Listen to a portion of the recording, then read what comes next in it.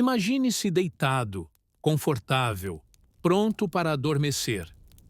Mas antes de fechar os olhos e viajar para um tempo em que até a palavra banho causava arrepios, eu preciso te lembrar de uma coisinha importante. Se você ainda não se inscreveu no canal, aproveita agora, antes que alguma bruxa medieval te amaldiçoe com 7 dias sem dormir e um balde de água fria direto da Idade das Trevas. É sério. Vai lá, clica em inscrever-se e ativa o sininho para garantir sua entrada prioritária nos próximos episódios sonolentos. Aqui, você dorme melhor, sonha estranho e ainda aprende história sem esforço. Hoje, a gente vai mergulhar, com muito cuidado, porque a água está turva, na absurda e, por que não, tragicômica saga da limpeza na Idade Média. Spoiler: era melhor aceitar o fedor do que tentar combatê-lo. Se você pensa que já passou por um banheiro ruim num posto de gasolina, é porque nunca conheceu um buraco comunitário no meio da vila. Ao longo dos próximos blocos, vamos entender por que se manter limpo era quase um ato revolucionário, ou, dependendo da época, um crime contra a moral. Vamos visitar castelos fedorentos, aldeias enlameadas, mosteiros que cultivavam silêncio e sebo e nobres que borrifavam perfume por cima da sujeira. Tudo isso em um ritmo suave, para embalar seu sono com o cheiro fictício de urtiga e banha de porco. Então, acomode-se bem. Deixe os olhos pesarem e prepare-se para viajar em direção a um passado sujinho, porém encantador. Na Idade Média, a ideia de limpeza não era exatamente o que conhecemos hoje.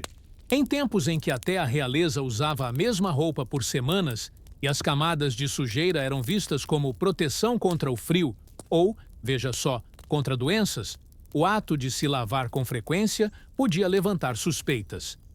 Para muitos, era mais seguro socialmente exalar um certo aroma de pertencimento do que andar por aí cheirando a sabão. Imagine-se acordando em uma aldeia medieval. O chão é de terra batida. A palha do colchão está repleta de ácaros, piolhos e memórias. Você levanta e observa a bacia d'água que deveria servir para lavar o rosto.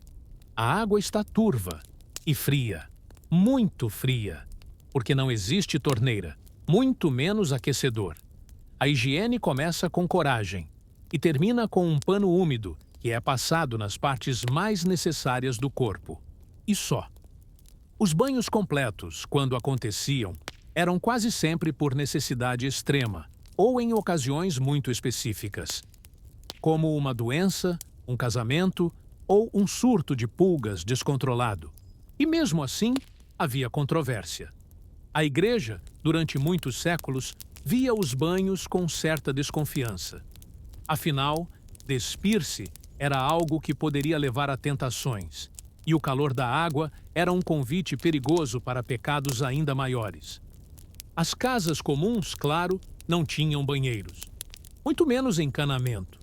A água era buscada em baldes no poço ou nas margens de algum rio, que, por sua vez, também servia de esgoto, lavanderia, fonte de bebida e local de afogamento ocasional de bruxas e hereges. O mesmo balde que trazia água para o mingau trazia água para lavar os pés. E nem sempre nessa ordem. Nas cidades maiores surgiam os banhos públicos. Herdados dos romanos, eles ainda resistiam em algumas regiões, mas com fama cada vez mais duvidosa. Eram lugares de convivência, fofoca, encontros furtivos e, dizem, atividades pouco recomendadas pela moral cristã. Frequentar um desses banhos podia ser relaxante ou comprometer sua reputação. E havia ainda o fator econômico. O sabão, feito artesanalmente com gordura animal e cinzas, era caro.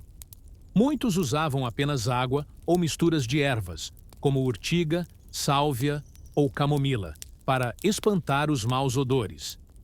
Na prática, era como jogar perfume num porco e esperar que ele se comporte como um cisne. O cheiro era parte do cotidiano, como o barulho das carroças ou o latido dos cães. É curioso pensar que o próprio cheiro de uma pessoa comunicava sua posição social, seus hábitos e até sua saúde. Um fedor controlado era aceitável. Um perfume demais? Suspeito. E um cheiro fresco de banho? Impossível. A limpeza era uma exceção, não uma regra. Um luxo, quando não uma ousadia. Aos poucos, vamos entendendo que naquela época, a sujeira não era apenas sujeira. Era linguagem, era identidade, era proteção, religiosidade, status. Aos poucos, vamos descascando, como uma cebola mal lavada, as várias camadas desse mundo medieval onde se manter limpo podia ser, paradoxalmente, um ato sujo. A ideia de tomar banho, para o homem e a mulher comuns da Idade Média, era cercada de hesitação, julgamentos e até medo. Hoje, quando abrimos o chuveiro quente e sentimos aquela névoa revigorante envolver nosso rosto, é difícil imaginar que por séculos a água, especialmente a quente, era vista com uma desconfiança quase mística. Era o tipo de coisa que podia abrir os poros demais e permitir a entrada de doenças. Sim, exatamente isso. Havia quem achasse que um bom banho podia te matar. Nas crônicas da época, há registros de médicos que recomendavam evitar o contato frequente com a água. Acreditava-se que a pele possuía uma espécie de barreira natural, feita de óleos, suor seco e poeira, que protegia contra os males do mundo. Lavar essa crosta protetora era como tirar o escudo de um guerreiro antes da batalha. Um banho completo poderia deixar você vulnerável a toda sorte de resfriados, febres e espíritos malignos. E, diga-se de passagem, o risco de pegar um resfriado com água fria era bem real, já que a calefação ainda era um sonho distante. Imagine-se agora, voltando do campo após um dia inteiro cavando, colhendo ou carregando. O corpo exala esforço e as roupas grudam à pele com uma mistura de suor, poeira e vida. Sua casa tem um balde de madeira no canto, com água da última chuva, mas o fogo não está aceso. Você poderia ferver a água, mas a lenha é pouca e será necessária para a comida da noite. Então, você decide adiar o banho. De novo. Talvez no próximo domingo, ou no próximo mês, ou no próximo ano. Essa rotina era comum. Entre os camponeses, o banho acontecia em média 2 ou 3 vezes por ano, e isso quando o clima ajudava. Algumas aldeias organizavam eventos comunitários em torno do banho coletivo, aproveitando o rio ou a construção improvisada de banheiras de madeira. Mas mesmo nesses momentos, havia pudor. Os corpos eram escondidos, os olhares desviados. E quando não eram, bem, digamos que os monges desaprovavam. Nos mosteiros, a higiene seguia regras diferentes. Os religiosos, dependendo da ordem, podiam tomar banho uma vez por mês ou menos. Alguns, inclusive, viam o banho como vaidade. Quanto mais fedido, mais próximo de Deus. Era uma penitência olfativa. Os santos, afinal, não precisavam cheirar bem. Precisavam apenas ser puros de espírito. O corpo era uma casca temporária. E como toda casca, bem, ela podia apodrecer em paz. Mas nem tudo era abandono. Nos centros urbanos, especialmente na Europa do Sul, banhos públicos ainda resistiam, herança cultural dos romanos. Em cidades como Florença, Lisboa e partes da Península Ibérica, pequenas casas de banho recebiam visitantes com água morna, toalhas e até óleos aromáticos. Era um momento de relaxamento e até de lazer. Mas, com o tempo, esses lugares passaram a ser associados a encontros amorosos, e a suspeita cresceu. Onde havia vapor, havia pecado. As elites, por outro lado, criavam suas próprias regras. Nobres e reis podiam ter acesso a quartos de banho dentro dos castelos. Tinham criados para encher banheiras, toalhas de linho, essências caras e sabões importados. Mas mesmo entre eles, o banho não era diário. Luís XIV, o Rei Sol, por exemplo, Dizia que bastava limpar o rosto, as mãos e as partes mais críticas. O resto, um perfume caro resolvia. Dizem que sua corte era a mais cheirosa e, ao mesmo tempo, a mais mal cheirosa da Europa. E assim, o banho ia desaparecendo do cotidiano medieval. A água passava a ser algo mais temido que celebrado. A limpeza física era associada à promiscuidade, à vaidade e até ao paganismo. Enquanto isso, doenças se espalhavam por vias que ninguém entendia direito. A peste bubônica, por exemplo, não foi atribuída a ratos ou pulgas, mas ao ar ruim e ao excesso de cheiros. Perfumes muito fortes? Perigo. Sabonetes com aromas exóticos? Risco. O fedor natural, por outro lado, era sinônimo de segurança, de tradição, de normalidade.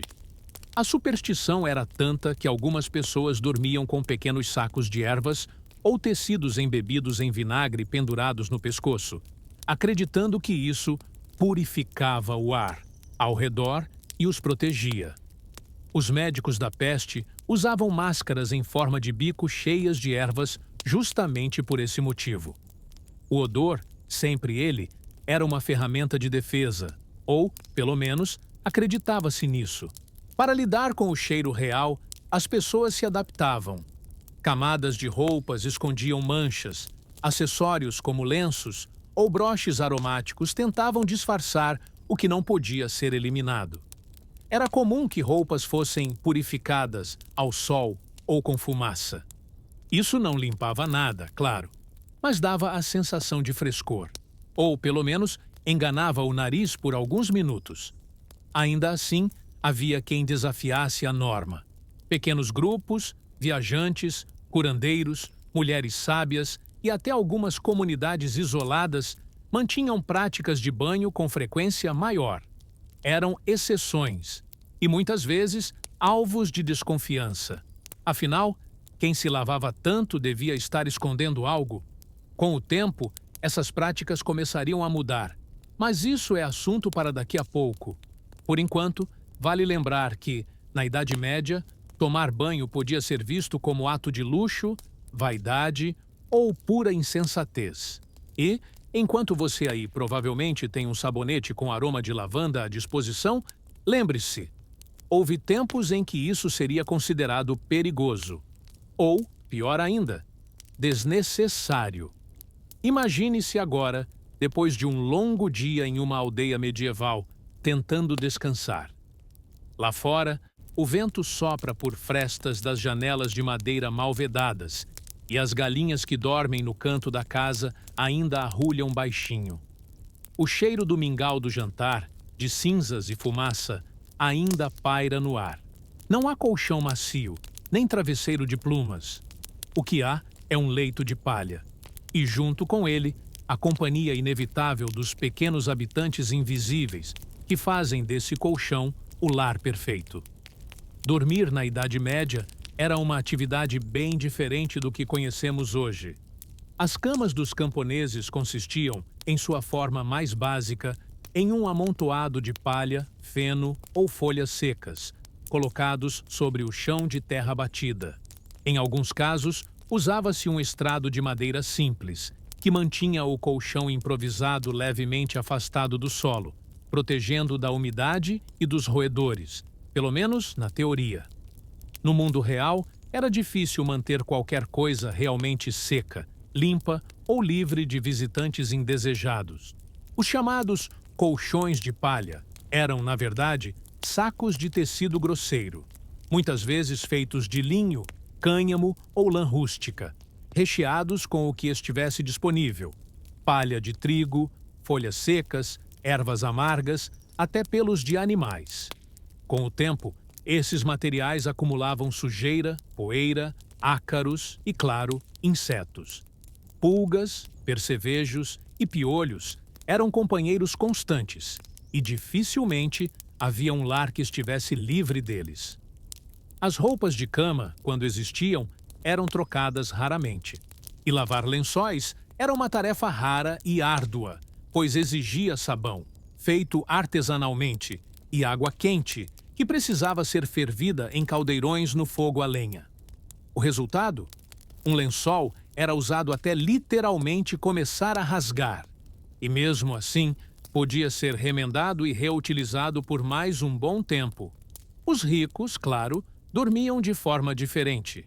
Nos castelos, as camas possuíam estruturas altas, com dosséis e cortinas espessas. Essas cortinas não eram apenas decorativas, serviam para bloquear o frio, o vento e, com sorte, alguns insetos. Os colchões da nobreza eram recheados com penas de ganso ou crina de cavalo, e os travesseiros, embora raros, eram verdadeiros luxos. Ainda assim, mesmo nos castelos, os ratos eram frequentes e as pulgas, uma realidade inevitável. O sono medieval também seguia outro ritmo. Era comum que as pessoas dormissem em 2 períodos. Após o pôr do sol, deitavam-se para o que chamavam de primeiro sono. Acordavam algumas horas depois, no meio da madrugada, para fazer orações, acender o fogo, cuidar dos animais ou até conversar com a família. Depois disso, voltavam ao leito para o segundo sono. Esse padrão bifásico era amplamente aceito e ninguém estranhava acordar no escuro por volta da meia-noite e ouvir outros passos na casa. O barulho fazia parte da experiência. Não havia silêncio absoluto. Os animais domésticos, galinhas, cabras, cachorros, dormiam no mesmo espaço que os humanos, especialmente durante o inverno. Isso ajudava a manter o ambiente aquecido, mas também trazia uma sinfonia noturna peculiar. O estalar da lenha, o ronco de alguém, o arranhar de ratos, o cochicho das preces. Era um tipo de ruído constante, uma trilha sonora da vida medieval. Nas cidades, o cenário era diferente, mas não necessariamente melhor. Os cortiços onde viviam os trabalhadores pobres eram tão cheios quanto barulhentos. Famílias inteiras dividiam um único cômodo. Os colchões de palha ficavam amontoados e o cheiro era uma mistura de suor, comida velha, fumaça e urina. Havia pouco espaço para intimidade ou descanso profundo. O sono era leve, interrompido e, muitas vezes, vigiado. Durante os meses mais frios, o frio entrava pelas frestas do teto, congelava os dedos dos pés e tornava impossível qualquer ideia de conforto. A única solução era dormir amontoado. Pais, filhos e avós se agrupavam em busca de calor humano, enrolados em cobertas ásperas ou pedaços de pano costurados. Mesmo assim, as noites eram longas e geladas. Os odores também faziam parte da experiência. Com poucos banhos e muita convivência próxima, o cheiro do corpo era forte e constante. Misturado ao da fumaça, da gordura usada na cozinha, da cera das velas e do esterco que entrava pelos calçados, criava-se um aroma denso que hoje seria considerado insuportável. Mas na época, era o perfume da normalidade. Havia também superstições sobre o sono. Acreditava-se que os sonhos podiam carregar mensagens divinas, ou então ser frutos da ação de demônios. Muitas pessoas dormiam com amuletos ou cruzes sob o travesseiro, e era comum recitar orações específicas antes de se deitar. Crianças aprendiam desde cedo que não se devia dormir de barriga para cima, pois essa posição facilitava a entrada de espíritos pelo nariz. O despertar era gradual. Sem despertadores, o dia começava com o canto dos galos, o barulho das primeiras carroças ou o simples incômodo do desconforto físico.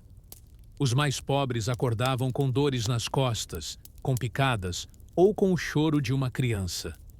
Não havia botão de soneca, nem café da manhã quente à espera. Apenas mais um dia de trabalho e o colchão de palha que ficaria no mesmo lugar, esperando pela próxima noite, com todos os seus segredos, ruídos e companhias invisíveis. Vamos agora para outro aspecto do cotidiano medieval, que pode parecer, no mínimo, surpreendente para nós: a quase total ausência de privacidade. Hoje, é comum pensar no quarto como um refúgio individual. uma espécie de santuário para descanso e introspecção. Mas na Idade Média, o conceito de espaço privado era praticamente inexistente, especialmente entre as classes mais baixas. Dormir, comer, trabalhar, rezar, cuidar dos filhos e até tratar feridas. Tudo acontecia no mesmo ambiente e quase sempre com alguém olhando. Para um camponês típico, a casa era uma única peça. 4 paredes de barro ou madeira, um telhado de palha ou ardósia, talvez uma janelinha coberta com tecido. A mobília? 1 ou 2 bancos, uma mesa grosseira, talvez uma arca para guardar objetos preciosos, como um pedaço de queijo duro ou um pedaço de tecido limpo. A cama, ou o que se chamava de cama, ficava em um canto e era dividida por todos. Casais, crianças, avós, irmãos e, claro, alguns animais, como galinhas e leitões recém-nascidos. Esse tipo de convivência forçada não era motivo de vergonha, era a norma. A vida era coletiva. As pessoas sabiam tudo umas das outras. Sabiam quem roncava mais, quem sonhava alto, quem soltava gases, quem dormia de boca aberta. Os barulhos da digestão, os murmúrios noturnos, os cochichos dos casais. Tudo era ouvido, processado e, geralmente, ignorado. O sono era uma prática compartilhada, assim como os lençóis e as pulgas. Em algumas casas mais antigas, o espaço de dormir era elevado em um mezanino de madeira, acessível por uma escadinha ou escada improvisada. Isso ajudava um pouco a manter o calor e afastava os insetos, mas não impedia os ruídos, nem as fofocas matinais. E mesmo nas casas dos ricos, onde havia quartos separados com camas de verdade e cortinas pesadas, os servos frequentemente dormiam no chão do mesmo cômodo, prontos para atender a qualquer necessidade noturna de seus senhores. As crianças, por sua vez, cresciam já acostumadas a esse ambiente sem segredos. Bebês dormiam em berços improvisados ao lado da cama dos pais, enquanto os mais velhos se encolhiam ao lado dos irmãos. Era comum que 3 ou 4 crianças compartilhassem o mesmo cobertor e a mesma infestação de percevejos. A intimidade corporal não era algo privado, mas inevitável. Não havia espaço, literalmente, para se esconder. E quando chegava a hora de fazer necessidades? Bem, nos vilarejos, muitas vezes isso era feito ao ar livre, atrás da casa, ou em buracos cavados na terra. Durante a noite, especialmente no inverno, usava-se o penico, que ficava discretamente ao lado da cama de palha, mas que não escondia seu cheiro. Pela manhã, alguém, geralmente a pessoa mais jovem ou azarada da família, era encarregada de despejá-lo no matagal mais próximo. Havia, digamos, uma certa logística do nojo envolvida. Nos centros urbanos, as coisas não melhoravam muito. As casas eram pequenas, os quartos ainda menores, e os edifícios eram empilhados uns sobre os outros. Muitas famílias dividiam um único cômodo, e era comum que os inquilinos alugassem meia cama, ou seja, o direito de dormir em um colchão já ocupado por outra pessoa durante parte do dia. Você podia dormir das 18 horas à meia-noite e outra pessoa tomava seu lugar até às 6 da manhã. Um verdadeiro revezamento da fadiga. Já os mosteiros e conventos tinham regras próprias. Monges e freiras dormiam em dormitórios coletivos, dispostos lado a lado, em camas alinhadas como soldados do sono. O silêncio era absoluto, e muitas vezes dormia-se com o hábito completo, pois a castidade deveria ser mantida mesmo nos sonhos. Alguns relatos indicam que era proibido se virar na cama mais de 3 vezes por noite, por medo de agitar a alma. Havia também as viagens. Durante longos deslocamentos, dormir significava deitar no chão da estrada, na palha de um celeiro, ou em alguma hospedaria modesta onde você dividia o colchão com estranhos. As estalagens mais baratas ofereciam camas comunitárias, onde 6 ou 7 viajantes se espremiam entre cobertas manchadas, tosses suspeitas e odores duvidosos. Era uma experiência que exigia não apenas resistência física, mas uma certa suspensão voluntária da percepção olfativa. Mesmo em tempos de peste, quando a morte rondava as vilas como um perfume pútrido, a necessidade de compartilhar espaços permanecia. Não havia quarentena eficaz. Quem estava doente dormia ao lado dos saudáveis. Às vezes, morriam juntos. A privacidade, portanto, não era apenas uma questão de luxo, mas de sobrevivência, ou da ausência dela.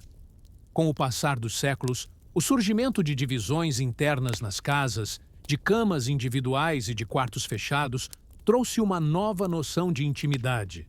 Mas, na Idade Média, compartilhar o espaço era tão natural quanto dividir o pão duro do jantar. A coletividade era mais do que uma realidade física, era um modo de vida. E o conceito de meu espaço era literalmente algo que cabia apenas em sonhos. Sonhos que, aliás, você provavelmente teria ao lado de alguém que roncava. Imagine-se acordando com uma leve coceira no braço, que logo se transforma em uma sensação estranhamente quente e dolorida. No dia anterior, você varreu o estábulo do senhor feudal, limpou fezes de porcos e passou horas perto da vala comum onde enterraram os mortos da última semana. Você não sabia, mas uma pulga alojada em um rato escondido na palha da sua cama foi a responsável por um presente inesperado: a peste bubônica. E agora, a dor é apenas o começo. A Idade Média não foi generosa com a medicina. A maior parte do conhecimento sobre o corpo humano vinha de teorias greco-romanas, recicladas por séculos de tradição oral.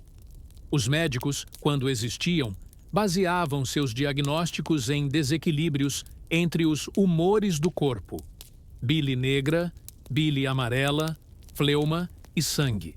Se você estivesse com febre e manchas pelo corpo, provavelmente recomendariam sangrias, o ato de cortar a pele para liberar o excesso de sangue, ou aplicar emplastros de ervas amassadas com banha de porco.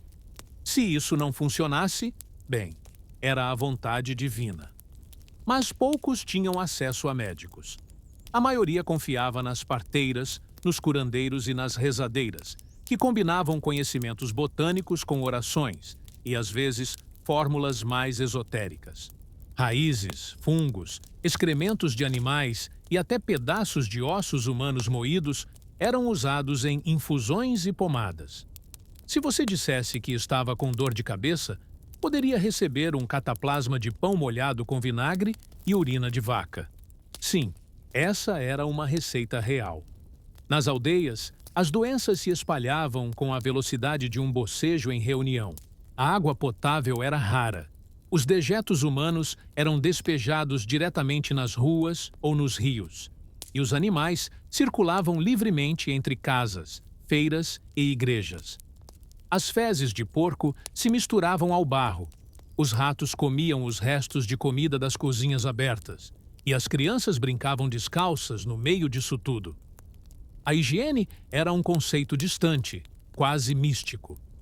Durante as grandes epidemias, como a peste negra, o medo era quase palpável. As pessoas cobriam o rosto com tecidos embebidos em vinagre, queimavam ervas em casa para afastar os ares pestilentos e se flagelavam publicamente como forma de pedir perdão pelos pecados coletivos. O barulho dos sinos tocando para avisar a morte de alguém se tornava constante, como uma trilha sonora do fim do mundo. A vida nos mosteiros, embora mais organizada, também não estava imune às doenças. Os monges viviam em regime de clausura, mas bastava um visitante doente ou um carregamento contaminado de grãos para transformar o claustro em um local de contágio. Muitos deles, inclusive, atuavam como cuidadores dos doentes, oferecendo ajuda física e espiritual, mesmo sabendo que o risco de morte era alto. Já nas cidades, as casas de pestilentos eram verdadeiros depósitos humanos. Ali, os doentes eram deixados para morrer longe dos muros principais, em tendas improvisadas ou galpões de madeira. O cheiro era insuportável. a dor generalizada. Os gritos durante a noite misturavam-se aos mugidos de bois, aos choros de crianças abandonadas e ao latido incessante dos cães de rua. Uma orquestra trágica de desespero e decadência. Mesmo sem grandes epidemias, a rotina médica era precária. Se você tivesse uma dor de dente, o tratamento envolvia extrair o dente na marra, geralmente com um alicate ou ferramenta rudimentar, sem anestesia e, com sorte, em frente a uma imagem de santo para consolar a alma. Infecções eram comuns e o mais provável era morrer de febre alguns dias depois, com o rosto inchado e um pano molhado na testa. Se você se acidentasse, digamos, caísse de um cavalo ou fosse atingido por uma tora de madeira, sua melhor esperança seria sobreviver até que o osso se soldasse sozinho.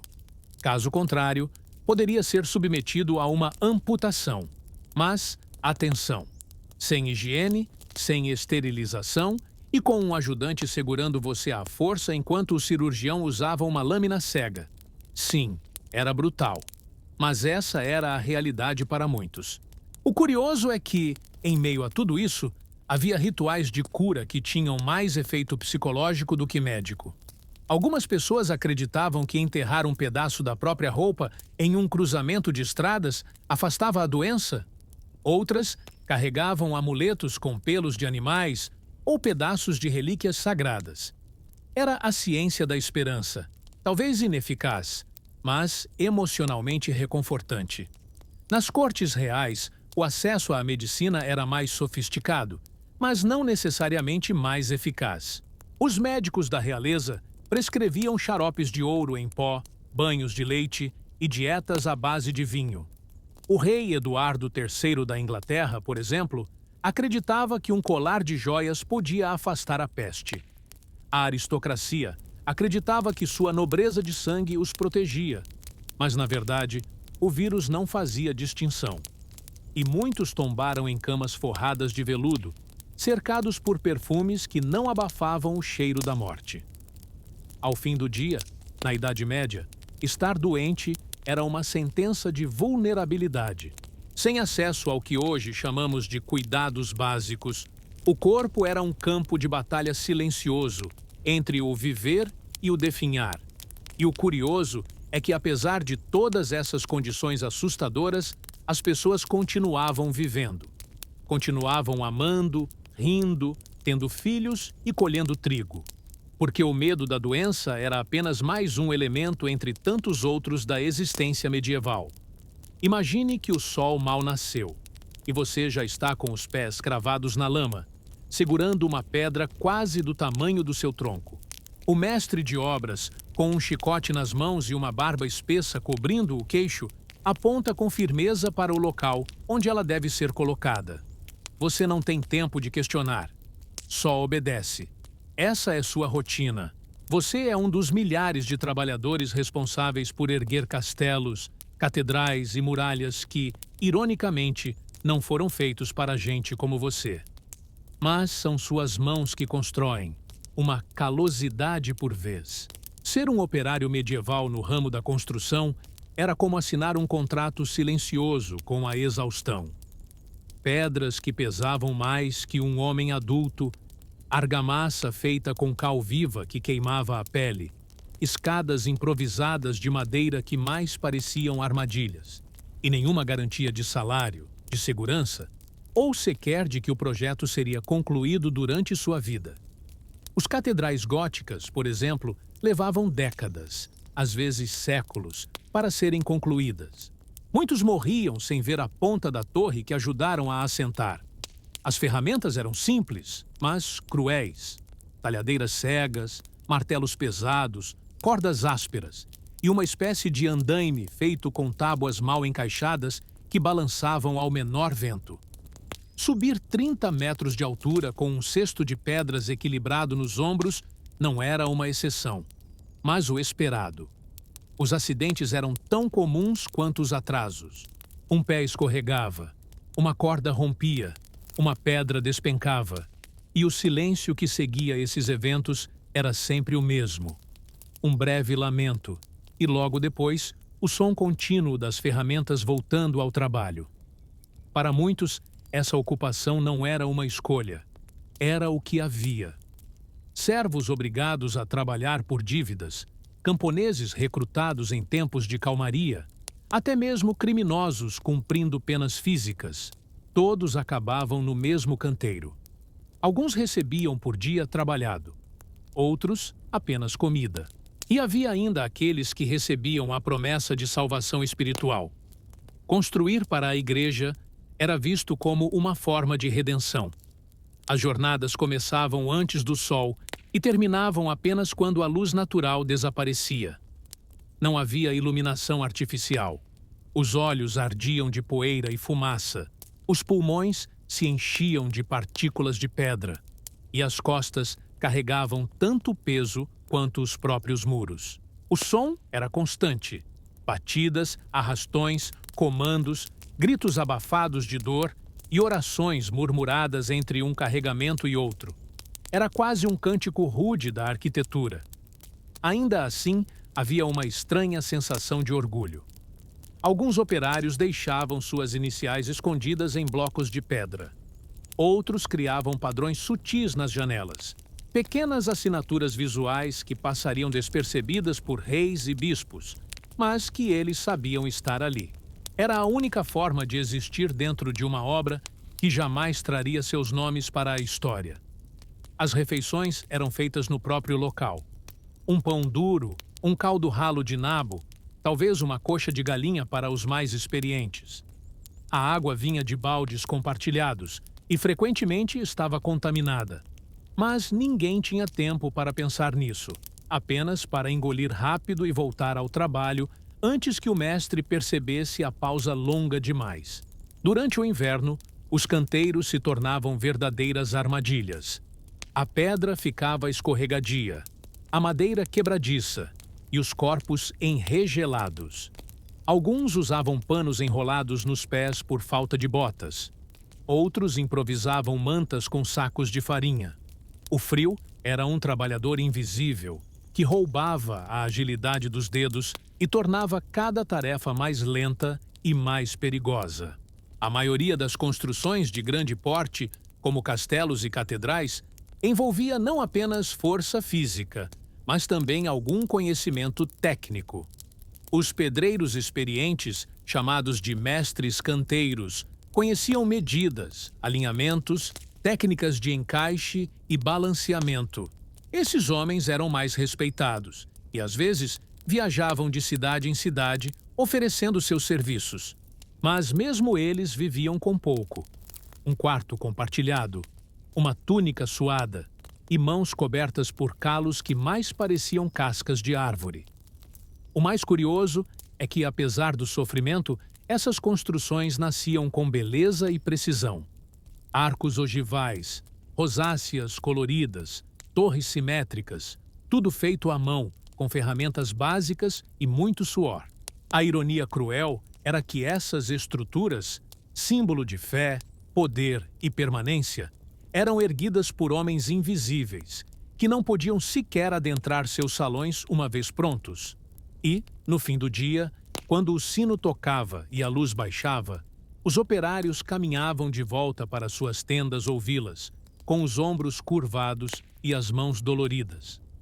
Talvez olhassem para cima, para a torre ainda inacabada, e sentissem algo parecido com satisfação.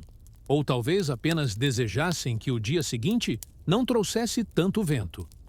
Construir um castelo não era como em filmes, onde tudo se resolve em cortes rápidos de câmera. Era uma dança longa entre peso, cálculo e resistência. Uma sinfonia de martelos e suor. E, no coração de cada muralha que resistiu ao tempo, há um eco desses passos pesados, dessas respirações ofegantes e do esforço silencioso de quem nunca será lembrado, mas sem os quais nada teria sido erguido. Imagine-se deitado no que chamavam de cama, uma base de madeira bruta, coberta por um colchão recheado de palha, que rangia a cada movimento como se reclamasse de estar vivo. O ambiente é escuro, com uma única vela tremeluzente lutando contra as sombras projetadas pelas paredes de pedra ou madeira. Ao lado, talvez um irmão roncando, uma galinha ciscando no chão batido e o cheiro penetrante de fumaça misturado ao da terra úmida e suor humano. É assim que muitas famílias camponesas viviam e dormiam em boa parte da Europa medieval. O sono, para a maior parte da população, não era um luxo, mas uma necessidade crua. As jornadas de trabalho começavam antes do amanhecer e só terminavam quando a luz natural desaparecia. Os corpos, exaustos, buscavam qualquer canto onde fosse possível esticar as pernas. As casas eram, muitas vezes, um único cômodo, compartilhado por toda a família, e também por animais de pequeno porte. Porcos, galinhas e cabras dormiam dentro de casa, não por afeto, mas por segurança e calor. O calor dos corpos ajudava a manter a casa menos gelada durante os meses frios. Sem aquecimento central, a única fonte de calor vinha de uma lareira mal isolada, cujo fumo muitas vezes enchia o ambiente, impregnando as roupas, os cabelos, os olhos. Era comum encontrar crianças tossindo o tempo todo, com olhos lacrimejando e narizes escorrendo. A fuligem acumulava-se nas vigas do teto, nas paredes, no tempo. E mesmo assim, a lareira era indispensável para cozinhar, para se aquecer, para afastar os piores males do frio. A privacidade era inexistente. Ninguém tinha quarto. No máximo, cortinas improvisadas separavam espaços entre pais, filhos e, às vezes, hóspedes ou trabalhadores extras. O conceito de dormir sozinho era quase uma fantasia nobre. Compartilhar a cama era regra. E, com isso, vinha o calor humano, mas também os piolhos, os percevejos, as pulgas. Era comum as pessoas acordarem se coçando ou esmagando insetos no escuro. O colchão, quando existia, era uma sacola de linho grosseiro recheada com feno, palha ou penas. Com o tempo, a palha apodrecia e exalava um cheiro que se misturava ao mofo do chão. Algumas famílias usavam tecidos velhos ou trapos para tentar tornar a superfície mais suportável. Os mais pobres dormiam diretamente sobre tábuas ou sobre a própria terra batida. Não era raro usar casacos como cobertas e cobertas como travesseiros, em uma constante reinvenção de conforto com o que havia disponível. Durante o inverno, a situação piorava drasticamente.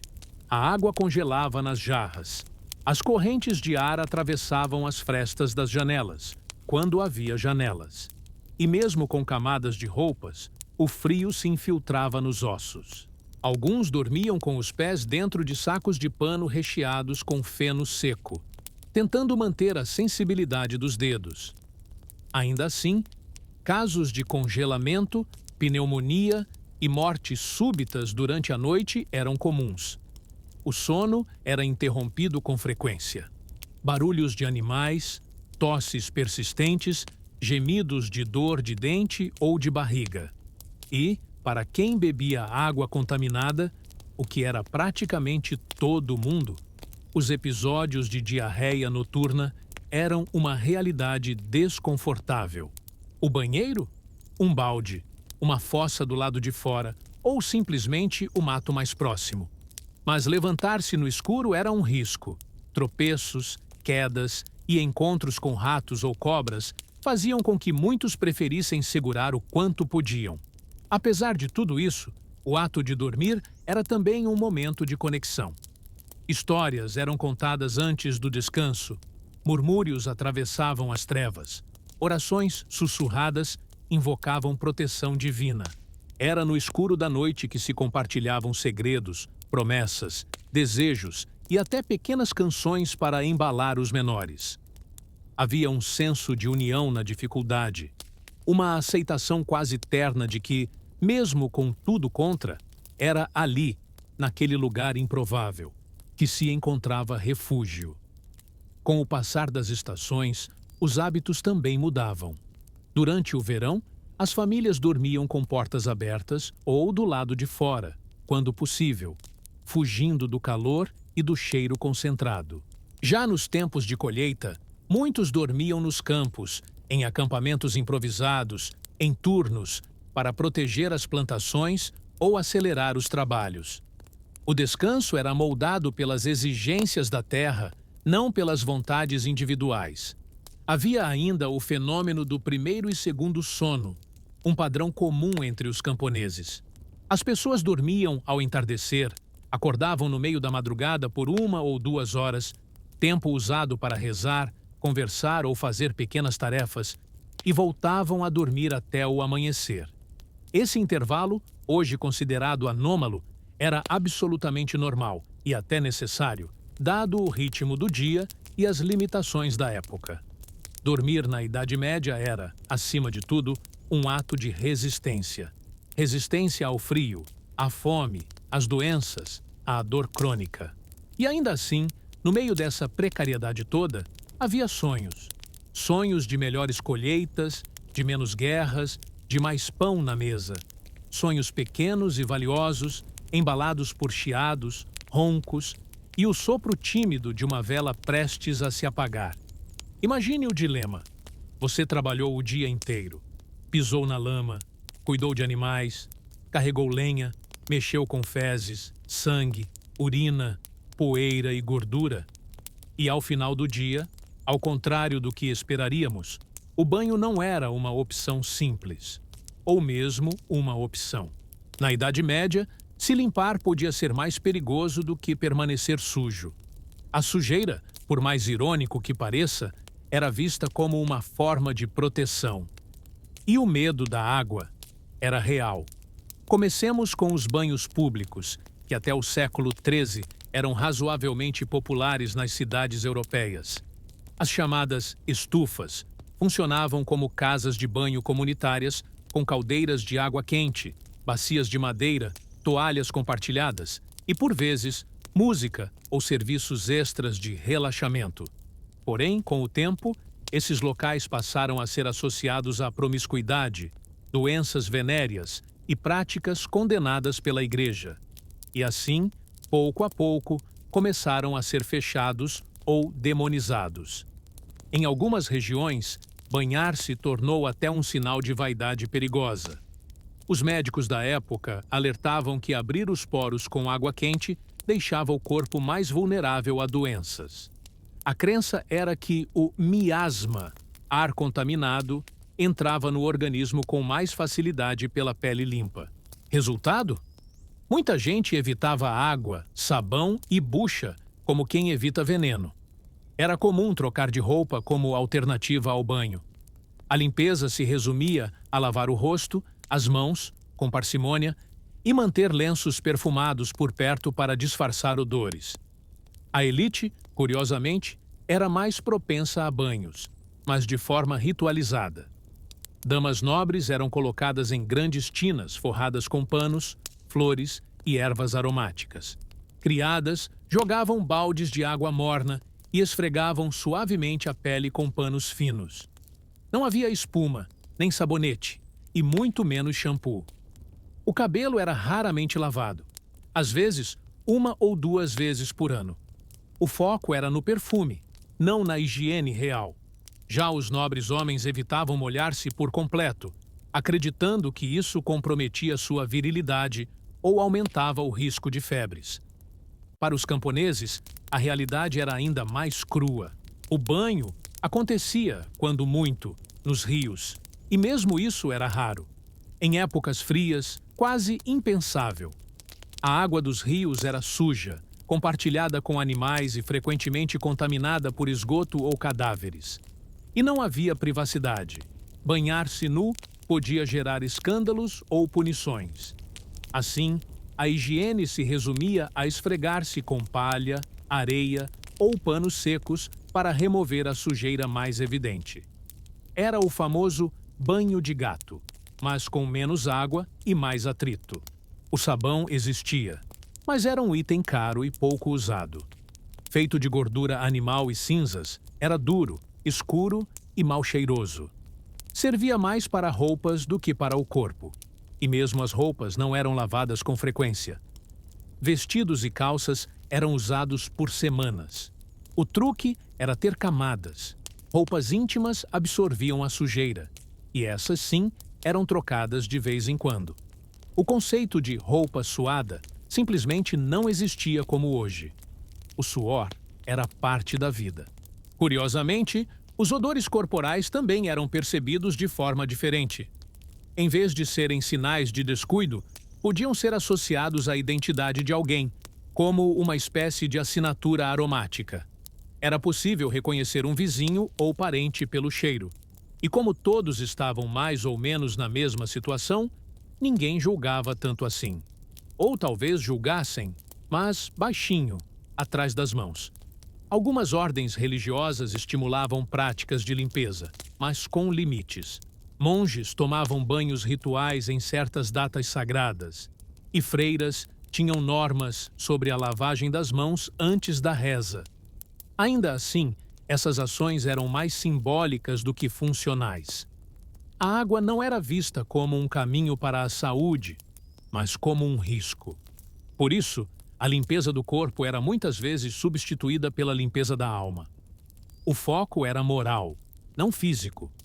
Durante as grandes pestes, como a peste negra, o medo da água se intensificou. Acreditava-se que abrir o corpo à umidade facilitava a entrada da peste. Alguns médicos, chamados de pestíferos, recomendavam inclusive o uso de roupas pesadas, seladas e que se evitasse qualquer tipo de banho durante surtos. O corpo deveria ser fechado, impermeável. Nesse contexto, não tomar banho era uma atitude de autopreservação. E mesmo entre reis e rainhas, a prática do banho era rara. Há relatos de que Luís XIV teria tomado apenas uma dezena de banhos completos durante toda a vida, e que mesmo assim não gostava muito da experiência. Perfumes fortes, talcos e ervas secas substituíam o sabonete. Tapetes e cortinas grossas absorviam os cheiros da corte, e o hábito de defumar ambientes com ervas servia tanto para afastar o mau ar quanto para esconder o cheiro de gente. Ainda assim, havia exceções. Em algumas regiões da Europa, como no mundo islâmico e bizantino, a prática do banho era mais valorizada e difundida. Banhos termais, banhos públicos separados por gênero e até sistemas rudimentares de encanamento mostravam que a relação com a água não era universal. Mas no contexto europeu ocidental medieval, a sujeira era a regra. E assim, dormir limpo era quase um milagre. Um luxo inalcançável. A maior parte da população ia para a cama como viveu o dia inteiro, suada, coberta de poeira e cercada por odores humanos e animais. E isso moldava o próprio corpo. Pele áspera, unhas negras, cabelos pesados. Mas também moldava o modo como se via o mundo. A sujeira era natural. O estranho era o oposto. Então, da próxima vez que você sair do banho quente e colocar roupas limpas antes de dormir, talvez valha a pena agradecer em silêncio por viver numa era onde a água é amiga e não ameaça. Porque na Idade Média, ficar limpo era quase um ato de rebeldia. Enquanto hoje podemos escolher entre algodão egípcio, poliéster respirável e tecidos tecnológicos que regulam a temperatura corporal, na Idade Média, vestir-se era uma experiência completamente diferente, marcada por desconforto, cheiro forte e, acima de tudo, uma relação com a roupa que ia muito além da estética. Roupa, naquela época, era patrimônio. Era item de herança, peça de negociação e, em muitos casos, o único bem realmente valioso que alguém podia ter. Imagine acordar e colocar a mesma camisa de linho grosseiro que você já usou por semanas. O tecido, rígido de suor seco e poeira, molda-se ao corpo quase como uma segunda pele. Mas não no bom sentido. O cheiro está impregnado e você já nem percebe. A lã áspera coça o pescoço. Os calções ou saias, manchados pelo chão de terra batida, pelas tarefas diárias, pelo toque constante das mãos sujas, compõem o uniforme de quem vive sem luxo e sem muitas opções. Para os camponeses e trabalhadores urbanos, Possuir uma muda completa de roupa já era considerado um privilégio. Em muitos casos, a roupa do corpo era a única. Nos meses mais frios, camadas eram adicionadas e não trocadas. O conceito de roupa de dormir não existia. Você dormia com o que tinha.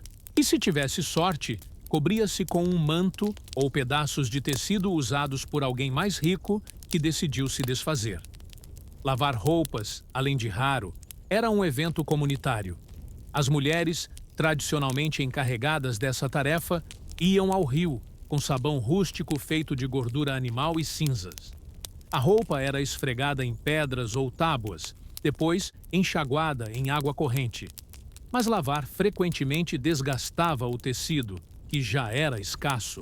Por isso, só se lavava quando o cheiro ou a sujeira atingia um ponto inaceitável até para os padrões da época. Reparar roupas era uma habilidade essencial. Remendos, costuras grosseiras, aproveitamento de tecidos de peças antigas. Tudo era válido. Botões eram raros e muitas roupas eram fechadas com cordões ou simplesmente sobrepostas. Os sapatos, quando existiam, eram feitos de couro duro, costurado à mão, e raramente se ajustavam bem. Muitos andavam descalços ou com sandálias improvisadas de palha e tiras de couro.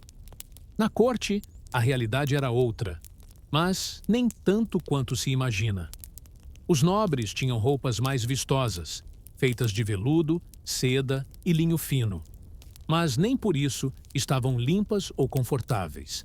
As camadas eram muitas: túnicas, vestidos, camisas, mantos, capas, e o peso podia ser exaustivo. Havia peças que exigiam assistentes para vestir.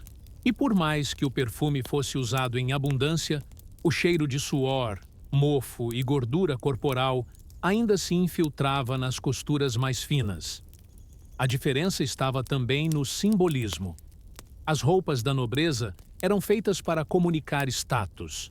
Bordados de ouro, brasões, rendas e tecidos importados diziam mais sobre alguém do que suas palavras. Já entre os pobres, a roupa era funcional e muitas vezes improvisada. Crianças pequenas passavam anos usando as mesmas peças, apenas com ajustes. Em certos períodos, havia roupas compartilhadas entre vizinhos ou herdadas entre irmãos e primos. Os trajes também comunicavam profissão, origem e até função espiritual. Monges usavam hábitos específicos, artesãos tinham aventais de couro, lavadeiras usavam lenços na cabeça. As cores também eram marcadores sociais. Certas tonalidades, como o púrpura ou o azul intenso, eram reservadas para os ricos, já que os corantes usados eram caríssimos. Para os demais, tons terrosos, cinzas, bege e marrom dominavam os trajes do dia a dia. Havia também uma dimensão prática e supersticiosa no vestir. Alguns acreditavam que certas roupas protegiam contra doenças, espíritos ou inveja. Um cordão com um amuleto podia ser escondido sob a camisa. Mulheres usavam faixas apertadas para segurar o ventre ou afastar maus fluidos. E durante as pestes, era comum colocar ervas aromáticas dentro das roupas, como uma forma de blindagem olfativa e espiritual. Durante os períodos de viagem, como nas cruzadas ou nas peregrinações, a roupa se tornava um fardo literal. Muitas vezes, os viajantes levavam apenas o que podiam carregar no corpo. E ao longo das semanas ou meses na estrada, as peças se rasgavam, sujavam, endureciam. O couro encharcado secava e rachava. A lã molhada demorava dias para secar. O frio, o calor, a chuva e o suor transformavam a roupa numa segunda pele torturante. Mesmo os chapéus e toucas, quase onipresentes em pinturas da época, tinham função prática. Além de proteger do sol e da chuva, ajudavam a conter piolhos e a esconder cabelos sujos ou raspados, por questões de higiene. As mulheres casadas, em especial, cobriam os cabelos por modéstia religiosa ou convenção social. E esse hábito de cobrir-se da cabeça aos pés reforçava uma sensação constante de aprisionamento têxtil. E é curioso notar Quando alguém morria, a roupa era muitas vezes reaproveitada. Um manto de um senhor podia ser reduzido a um vestido infantil, um véu funerário, transformado em pano de limpeza. Nada era descartado sem antes cumprir até seu último ciclo. As roupas viviam várias vidas, atravessavam décadas e, por vezes, eram testemunhas de inúmeros eventos familiares, batismos, casamentos, lutos. Hoje, ao deitarmos com pijamas limpos, camisolas perfumadas e lençóis trocados, é quase inconcebível imaginar a experiência medieval do vestir. Mas, para dormir na Idade Média, não se tratava de escolher entre algodão ou cetim, e sim de aguentar o tecido áspero, a costura solta, a calça úmida e o cheiro da rua impregnado no corpo. Era assim, dia após dia, e noite após noite. Imagine o momento em que o dia finalmente termina. O sol se esconde atrás das colinas ou dos telhados cobertos de fuligem, e a luz da vela ou da lamparina de óleo toma seu lugar. As vozes diminuem, o barulho da rua se apaga pouco a pouco. Mas, mesmo nesse silêncio noturno, a ideia de descanso pleno ainda está distante. Porque na Idade Média, dormir não era um direito, era uma batalha. As casas, na maioria das vezes, eram pequenas, escuras e úmidas. Camponeses viviam em cômodos únicos, onde toda a família e, frequentemente, os animais dividiam o mesmo espaço. Galinhas empoleiradas nas vigas, porcos resmungando em um canto, talvez até uma cabra dormindo junto à parede. O cheiro era uma mistura intensa de palha, fezes secas, fumaça e suor humano. E mesmo com a vela apagada, o ar permanecia espesso e carregado.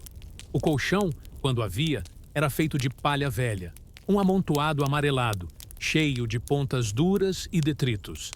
Ratos se enfiavam entre os feixes. Piolhos e percevejos eram companhias comuns. Cobrir-se significava usar um pano grosso, um manto herdado, ou apenas a própria roupa do dia. A umidade subia do chão de terra batida, e mesmo no verão, o frio noturno era real. No inverno, então, as extremidades do corpo podiam endurecer, e havia sempre o medo silencioso de não acordar. Dormir significava, na prática, cochilar em ciclos irregulares. Muitos acordavam no meio da noite para rezar, fazer necessidades, esquentar o corpo junto ao fogo ou verificar se o teto ainda resistia à chuva. A primeira e a segunda soneca eram comuns, uma divisão natural do sono em duas etapas, com um intervalo acordado no meio. Nesse tempo, lavava-se o rosto, dizia-se orações ou até conversava-se com vizinhos. A insônia medieval, embora não tivesse esse nome, era parte da vida. E os sons da noite? Não havia isolamento acústico. Barulhos do lado de fora eram constantes. O latido dos cães, o mugido distante dos bois, o ranger do vento nas madeiras das construções, o choro de um bebê na casa vizinha. Dentro, o ronco do avô, a tosse crônica da avó, o ranger das camas mal construídas. A privacidade era inexistente. Casais dormiam e viviam sua intimidade diante dos filhos, que partilhavam o mesmo colchão ou dormiam aos pés da cama dos pais. A luz da lua, quando forte, podia atravessar frestas nas tábuas, criando sombras que mexiam com a imaginação, especialmente das crianças. Lendas e superstições noturnas circulavam de boca em boca. Havia o medo do lobisomem, das bruxas, dos espíritos errantes. Muitos colocavam ramos de ervas secas nas janelas ou faziam o sinal da cruz antes de dormir, como forma de afastar o mal invisível que se escondia na escuridão. No meio urbano, as noites também eram inquietas.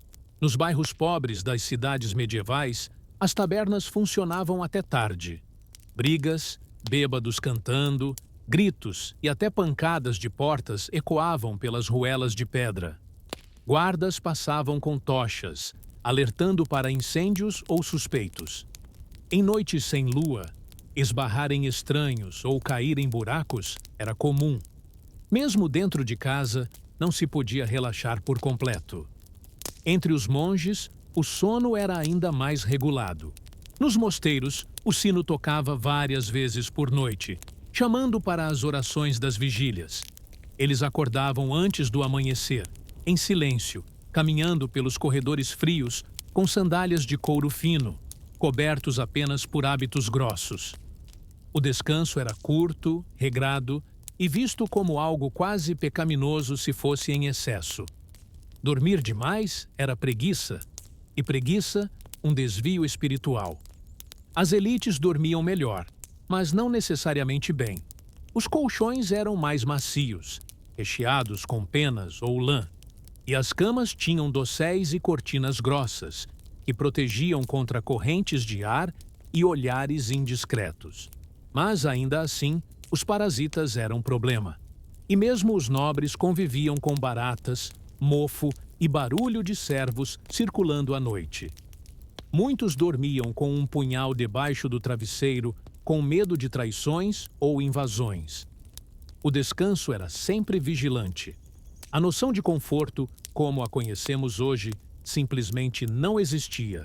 O corpo adormecia quando podia, em vigílias, entre ruídos, cercado por cheiros, em ambientes que misturavam vida, morte, fé e suor. As roupas do dia acompanhavam o corpo na cama. A sensação de frescor ou de lençóis limpos. Privilégio quase inexistente. Dormir era, em última análise, apenas uma pausa na luta pela sobrevivência. E, no entanto, nesse ambiente tão hostil, as pessoas sonhavam. Sonhavam com a colheita farta, com a cura dos filhos, com amores possíveis ou impossíveis. Os sonhos também tinham um lugar sagrado.